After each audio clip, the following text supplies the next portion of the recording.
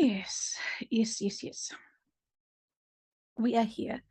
We are here. We are here. We are very much here, and we would like for you to be able to have this information because we can see some of you have not quite matched your metaphysical knowledge and wisdom to your daily lives in terms of understanding souls, in terms of understanding souls' choices to be in physical bodies.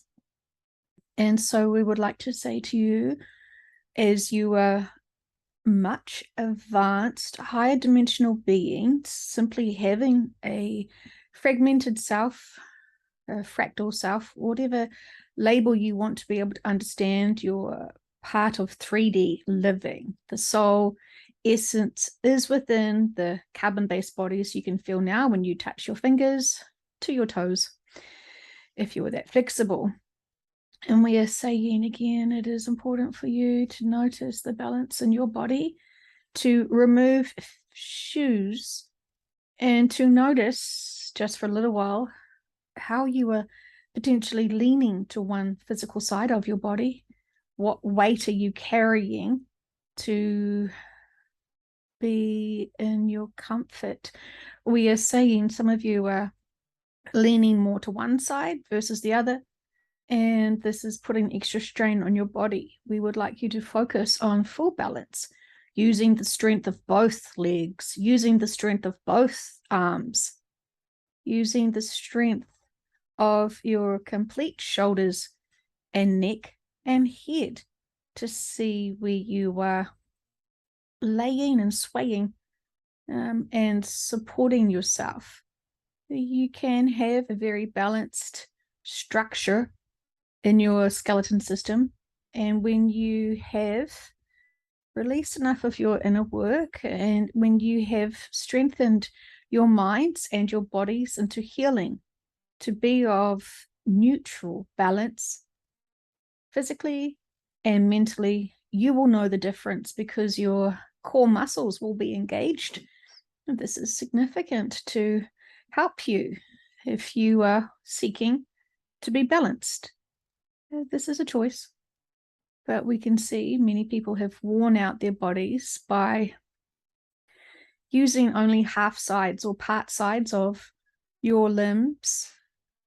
We are distracting ourselves because the information we wanted to share with you is about animal souls and animals in general. And some of you are having an accidental assumption that a soul of an animal could only possibly ever be that of an animal or less equivalent of thereof. And we are saying this is not the case. Just like you are advanced beings coming into a human body, there are advanced being souls that have come into animal bodies for significances. We also would like to remind you that animals can also have walk-ins and walk-outs. So, have you considered that for a while? Are you noticing the animals that are very near and dear to you? They could easily be soul family from other lifetimes, or even this lifetime, here to assist you, to comfort you, to remind you you deserve love. Some of you are loving others more than loving self. They are here to remind you how loved you are. They are here being of service to remind you you are loving and you are loved. We understand it is such a beautiful attachment that many of you have to these, what you could affectionately refer to them as your fur babies. We understand this. We know that many people can even have a connection to a certain type of animal that they don't feel like they need to possess and own. The dolphin collective, the whale collective, many different types of birds, many different types of insects are all here to remind you to feel them, to feel their joy, to feel their upliftment and being of purpose and service as they have in their lifetimes here. But we are saying energetically, some of you have detached yourself from the dolphin collective, for example, because for those who have deeper connections to the dolphin and whale collective, because they are from home planets, you had to energetically detach yourself from them calling you. We want to say around a 1980s to 90s to even towards 2000, the concepts of your years. This was when the Dolphin Collective were, what we could say to you for dramatics, screaming out for your attention. They were struggling and suffering, and they couldn't understand why humans were ignoring the water systems and them in general. This was very challenging for them because they are very connected in with you. And so they were trying to get your attention. And unfortunately, people were not noticing the spiritual connections. They were just buying the trinkets of the dolphins and buying lots of souvenirs that had dolphin emblems in them, which was beneficial, but they couldn't understand why they had this yearning, this calling, this desire. It was too unbearable. And so some of us had to support you to help you focus on your own lives because you were getting too drawn into their trauma. While you're all one, it is beautiful when all collectives are in balance and harmony, because this is when you all flourish and fly, thrive. We are overwhelming the vehicle system with what she would say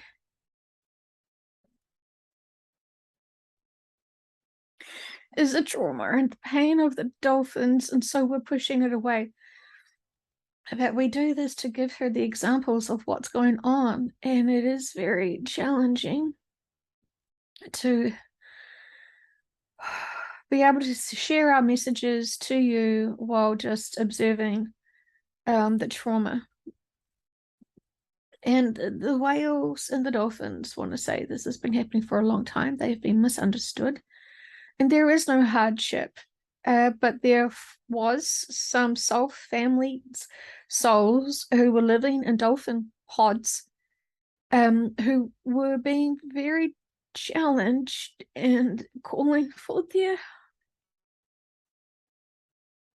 guides and their support. And this is when the humans could feel this call for help, this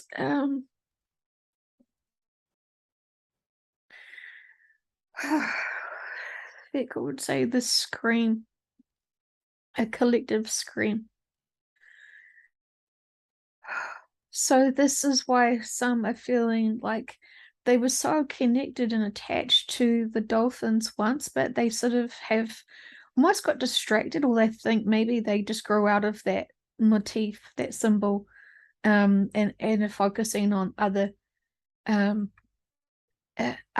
insects and animals. And we are saying we have had to distract many to be disconnected from the dolphins, because we have been helping the dolphins. But throughout time, when there is a collective screaming for support as they are suffering so deeply and greatly, that can still be felt out. And if the vehicle cried out today screaming for help, it would not necessarily be heard by all until they get to that point of time and awareness. And the whole concept of time is a very convoluted one. And we would invite you all to experience and understand it for when you channel yourselves, and when you channel us, you will understand the complex of it. And so we would like to remind you that it's not just the physical people that are in your lives and the people that you can reach out to on your online support systems. It is about the animals that are around you. Everything is teaching you something, and there can be teachers in all shapes and forms. And so we want to say this, as much as this may make people feel either triggered or even guilty. If there is a bug that you do not appreciate and you cannot show love to because you're afraid of it, remembering even a dog has extra senses, and while the dog may not understand your language, your dog can definitely understand your integrity, intentions, fear, happiness, and joy, and the whole range of energy that you have. The dog will interpret it in its own senses and its own understanding. So we wanted to say to you, a creepy, crawly bug, which may give your whole body a shiver. Would you instantly want to kill it, or do you intuitively know it needs to be potentially just rehomed in a new location that will give it still life? Yes, we know some of you have life contracts to help with exit points. We're not judging. We see that every single one of you has had an experience where you used your free will to kill bugs, insects. Some of it may have been what you feel was accidental because you're merely driving and collected a whole lot of bugs and maybe even a bird or bumblebee. This is all fine from our perspective because that was contracts together, life contracts together, for you to think about the existence of what it would be to be a bee, what the role of the bee is, for example. There is so many collectives that we call and say through this vehicle collectives on this planet. And we're saying, just like how the humanoid body has been designed and worked on and upgraded to be able to survive the best it can in the environment it is in, there are projects such as the dog ranges, the fish ranges, the aquatics, the plant ranges, everything. There are souls whose lives are part of creating these processes, these physical expressions of creativity. And what you may think is just a random weed that's growing in your driveway, if you explored who created that, well, we understand some of you are saying, well, that's the duty of God. We are saying, since you are all gods, potentially your higher version of self was part of the creation of that weed. And when you have such easy judgments on what is a positive plant and what is a negative plant, because you still don't even quite remember how to use plants in the ways they were designed for, this can be very confusing and you can overlook many. Now, again, we say to you, teachers come in all shapes and sizes and forms. And while there may not be an instant connection with that weed at a soul level, it has its own sense of awareness, its own sense of purpose. And so can you be loving and tolerant to all? Oh, you're seeing some gardeners being a bit triggered because you have your favorites and you have your other least favorites. And we are saying you design your gardens as you choose and will. But remember, part of this could be your own personal boundaries. There are some people, like weeds in your lives, that are not serving you and they're not serving others. And so we're saying, plucking, pruning, weeding. There is another word we were going to say. Weeding out those who do not serve you, such as weeds in your garden, such as friends or family, that you feel like you wanted to grow and inspire and nurture and lead and teach, may not be for you. You may not see their life lessons and purposes, and so therefore you are trying to train. We're saying you might be trying to train a monkey to do dolphin tricks. And we find this outrageously humorous from our perspective. And the vehicle is not quite too sure. They're awful references, but when you remember, and you will remember fully who you are, where you belong, where you have been, and where you are going,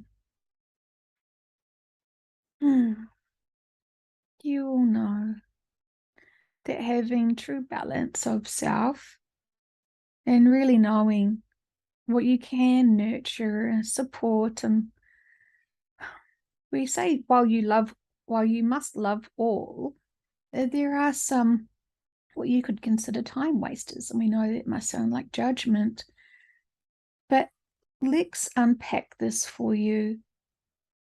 Time wasters, as we just lazily assumed and labeled some, they are not really trying to waste your time. They are just not on the same journey as you.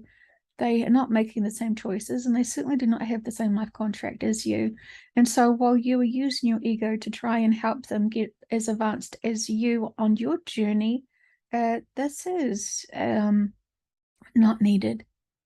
We know that you love everyone, and we want you, and we know that you love everyone, and that you feel responsible to be able to bring everyone into line, to be able to know certain information that you feel is valuable and significant and important, and it all is. But you have to understand life contracts. You must, to be able to know what people are ready for and what they're not ready for, what they should be privy to and what they are not interested in, because this is not the lifetime for that. And so some of you are feeling life contract remorse. And we say that it is common. It is common. It is common. And while some of you are simply waiting, biding your time for things to occur, for you to get your next assignments, we salute you with love and gratitude.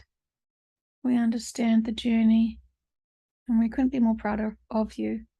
Even those moments when you dipped into being human, we say fantastic. You are human, be human, enjoy being human. Enjoy being human. It is a privilege, it's an honor. And while not everyone is behaving responsibly as human from one perspective or another, that is simply judgment, and that is a perspective that you can just let go of. It's their journey, their lessons. Some are not ready to be responsible for their choices. Some are not ready to let go of their deep pain. It still serves them for some reason. When they can't let go of the hurt, they only want to have the anger. This helps them remind themselves that there is inner work there for them when they are willing and ready to be honest with themselves and with others. We also would like to remind you about the bovine, the chickens, and all animals that people are still consuming. Again, these are not vulnerable souls who had no idea what they were getting into this lifetime. Can you respect that? There are many humans that need upliftment in all ways possible to support them to be able to get their frequency higher. You know that muscle has memory, and there are advanced souls, even soul families, that have come to Earth to live a physical lifetime as an animal that they know are feeding their soul family. We know many of you will be triggered and will not want to believe this, and we understand that, and we do understand that. There is a big difference between what a species has begun been created and evolved in its own life cycle as being that species, with the benefit of knowing how souls can easily glide in between, in and out of different vehicles. We are saying that this is a significant thing that some of you may need to readjust your attitude to. You are blaming and judging people who are still struggling in the 3D, who need as much help as possible. You are assuming that the meat is tainted. And we are reminding you that the meat has been energized. The meat has been protected. That soul wants the flesh to be consumed, to be able to feel home, to have upliftment. This is something the vehicle struggled to understand herself. But we want to remind you that we're doing everything that we can from our perspectives to help assist, and we are always sending more and more souls to be of service. And doesn't matter if it is a small, what you would consider small lifetime of an ant, that ant can still hold high frequency. We are saying, when was the last time you saw an ant? There is so much going on behind the scenes. And so there is many souls that have come into physical bodies to be able to lend their energy fields. It's a big show on Earth. It's a big show off Earth. There is so much more for you to be observant about, to notice all animals, everything that is there, watching you, supporting you, guiding you, teaching you. There is an abundance of experiences and lessons, and you have to get to neutral, emotionally, physically, mentally. And so if you are still being triggered by people's health choices, by people's food choices, we are saying, even though the vehicle says the sugar is the devil, and we appreciate that there is many things that you do to your bodies that are not of benefit. And just like how we know you have different types of grades of petrol or diesel or things that you need to put into your cars, your physical cars, to drive around, we are saying there's always better choices. And we know that this statement has been overused. So we need you to think about that and watch what you're actually doing to yourselves. Remembering, if you still are sugar addicts, this is your inner child work. You need to love that child who still feels like they are not being treated enough, not being loved enough, not being honored enough. And as you know, there is no such thing as time. So all versions of yourself are still here in the 3D. And this is why you can still feel other 3D lifetimes, even if it's off planet in some form or another. But again, we are helping you tune out some of those other lifetime experiences, because this is not in alignment to your current life contract of what you wanted to experience. So there's much to be said here. It is not a simple game of life on Earth, especially when, as you are raising your frequency vibrations, you are consciously more noticing. When you start thinking and becoming more self-aware of these other aspects, other senses, other feelings, the more higher frequency you are, the more connected you are with self, the more you know thyself, the more you have new inner work to overcome physically, emotionally, mentally. It's an ongoing journey. Do not think that saying or knowing you have inner work is a bad thing. It is a beautiful thing. It is the purpose of living. It is the purpose of always having other lifetimes of experiences to grow, to explore, to expand upon. And so we say, celebrate all the growth. It is amazing. Some of you have an attitude that learning something new is boring or dull, or there is a test at the end of it, and we're saying it's only your own personal test. Some of you have got out of love with growth and learning. You're too bored, lost hope, lost faith. And that is okay. That is your choices.